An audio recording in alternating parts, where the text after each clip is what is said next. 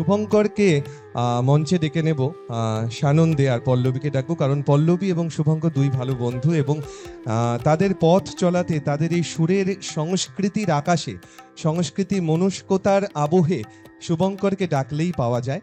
আর শুভঙ্কর আমাদের ছবিগুলো খুব সুন্দর করে তুলে দেয়, এটা আরেকটা পজিটিভ ব্যাপার। আর শুভঙ্কর ঐতিহ্যের পানিহাটির এই যে প্রমোট করে পানিহাটি এবং এতদূর অঞ্চলে পুরো অ্যাডজয়নিং এরিয়াসটাকে শুভঙ্কর এত সুন্দর করে প্রমোট করে যে আপনারা তো যারা ফেসবুকে সোশ্যাল মিডিয়াতে আমরা সবাই আজকাল সক্রিয়, ভীষণভাবে অ্যাক্টিভ। তো সেক্ষেত্রে শুভঙ্করকে আমরা চিনি, তাকেই আমরা সঙ্গে পেয়েছি। একটা হাততালি হতেই পারে, একবার হাততালি হয়েছে, আরও একবার শুভঙ্কর বন্দ্যোপাধ্যায়।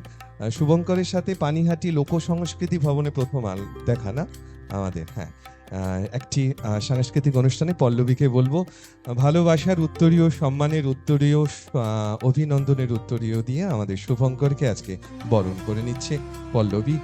শাস্ত্রী ওমের পক্ষ থেকে আজকের এই আনন্দ মঞ্চে, সুরেলা মঞ্চে, রঙিন মঞ্চে, বসন্তের মঞ্চে।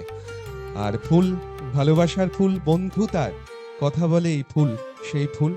আর শুভঙ্করকে কি দু চার কথা বলতে বলা যায়? নিশ্চয়ই বলা যায়। নমস্কার।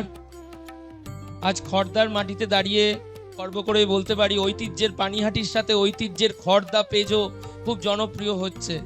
আমি পানিহাটি পৌরাঞ্চলের পাশাপাশি খড়দাকেও তুলে ধরার চেষ্টা করছি। এখন প্রায় খড়দার পেজটিও প্রায় 2 লক্ষ দর্শক প্রতিদিন দেখছে, জনপ্রিয়তা পাচ্ছে। এই জন্য আমি সকল দর্শকদের আমার তরফ থেকে ধন্যবাদ। ঐতিহ্যের পানিহাটি, ঐতিহ্যের খড়দা পুরো পেজ, যত কর্মকাণ্ড সব আমি একা হাতে করি যেটুকু সময় পাই।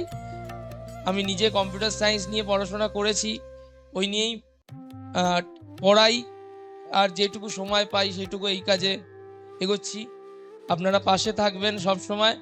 পল্লবী আমাকে প্রায় 1.5 মাস আগে থেকেই ডেটটা ফাঁকা রাখতে বলেছিল, তাই আমি কোনো কাজ না রেখেই ঠিক টাইমেই চলে এসেছি। ধন্যবাদ। অনুষ্ঠান খুব ভালো লাগছে, পুরোটাই থাকার চেষ্টা করছি।